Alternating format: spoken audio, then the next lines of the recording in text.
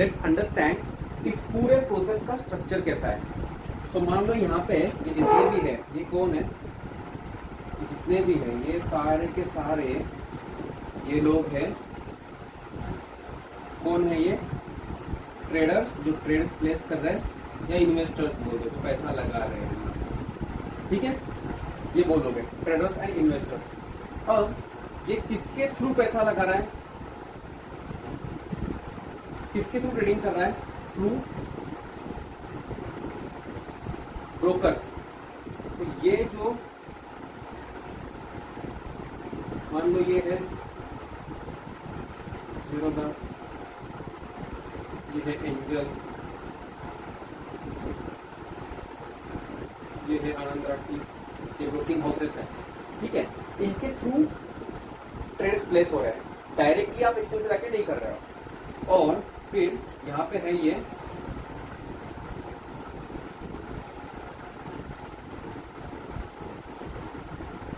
है stock exchange, ध्यान रखना, stock stock stock share exchange की बात कर रहा हूँ, शेयर्स की। तो ये है आपका एनएससी और ये है बीएससी, ठीक है, ये मान लो मिस्टर ए है और ये है मिस्टर बी। मिस्टर ए का अकाउंट है झीरोधा में, मिस्टर बी का अकाउंट है आनंद राठी में। मिस्टर ए झीरोधा, मिस्टर ए ने अपना ट्रेड प्लेस किया है यहाँ पे और इसने अपना ट्रेड प्लेस किया है यहाँ पे, ओके। अभी स्टॉक एक्सचेंज और इसके बाद में होता है यहाँ पे ये और बना हुआ है कैसा,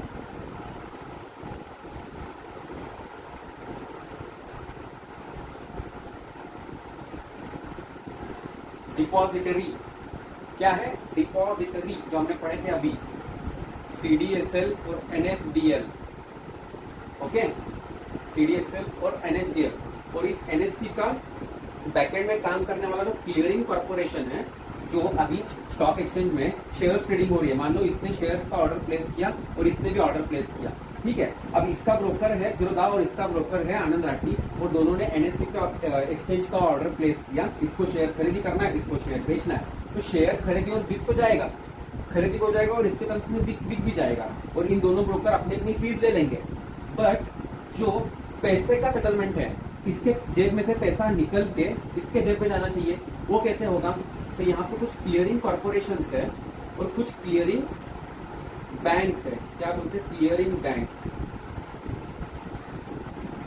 यहाँ पे भी है, इसकी में क्लियरिंग बैंक, ये दोनों लोग क्लियरिंग बैंक और क्लियरिंग कॉर्पोरेशन से लिंक होते हैं, ठीक है। सो ये जो क्लियरिंग कॉर्पोरेशन है इसका नाम है एनएससीसीएल, ठीक है, और यहाँ पे इसका क्लियरिंग कॉर्पोरेशन का नाम है ICCL. एनएससीसीएल national stock clearing corporation और ICCL Indian clearing corporation limited, ये सब कंपनीज है। जितना भी बात कर रहे हैं स्टॉक एक्सचेंज जो है एनएससी बीएससी, ये कंपनीज एक्ट में रजिस्टर्ड एक कंपनी है।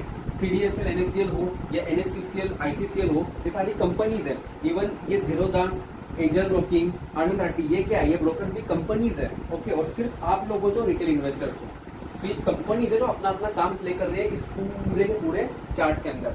और जो ये सेबी है, ये इन सबको रेगुलेट करता है। आप रिटेल इन्वेस्टर हो और आप कुछ तो मार्केट में झोल करने की इंटेंशन से ट्रेडिंग कर रहे हो, जहां पर आप कुछ बहुत ही ज्यादा फंड्स लेके किसी एक स्टॉक को पॉपअप करना या कुछ एक स्टॉक को पंप एंड ड्रम करना, ऐसे अगर काम कर रहे हो तो भी आपके ऊपर एक्शन हो सकती है। अगर कोई ब्रोकर गलत काम करता है तो उसके ऊपर भी एक्शन सेबी ले सकता है। उसके अलग रूल्स है, इन्वेस्टर्स के अलग रूल्स है, स्टॉक एक्सचेंजेस के भी अलग रूल्स है। नेशनल स्टॉक एक्सचेंज और बीएससी स्टॉक एक्सचेंज जो रजिस्टर्ड है, तो वो सेबी के जो रेगुलेशंस है उसके अंडर रजिस्टर्ड है, ओके। एनएससीसीएल और आईसीसीएल ये क्लियरिंग कॉर्पोरेशन है, जिसका काम होता है कि जितने भी शेयर्स की ट्रेडिंग हो रही है, तो जिसके अकाउंट में जाना है वो शेयर्स को बेचने का काम। तो हो सकता है कि भाई इस बंदे का अकाउंट एनएसडीएल में है और इसका अकाउंट सीडीएसएल में है। अब जहां से ये शेयर निकल रहा है सीडीएसएल से, किसके थ्रू निकल रहा है, जीरोधा के थ्रू, कहाँ जा रहा है, एंजल ब्रोकिंग के एनएसडीएल में। तो ऐसा भी पूरा रोलिंग हो रहा है, राइट। और एनएससीसीएल और आईसीसीएल, इनको भी सबको रेगुलेट करने वाला कौन है, सेबी। इसके लिए इसके सामने क्या लिखा है, सेबी है सबका बाप, ओके।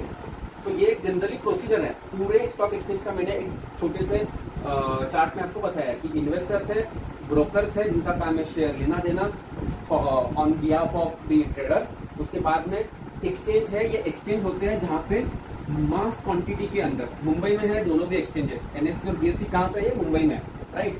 और एनएससीसीएल आईसीसीएल ये जो होते हैं इनका काम क्या होता है, जितना भी दिन में ट्रेडिंग हुआ है उस ट्रेडिंग के बाद पोस्ट ट्रेडिंग उनको सेटलमेंट करवाना उन शेयर्स का।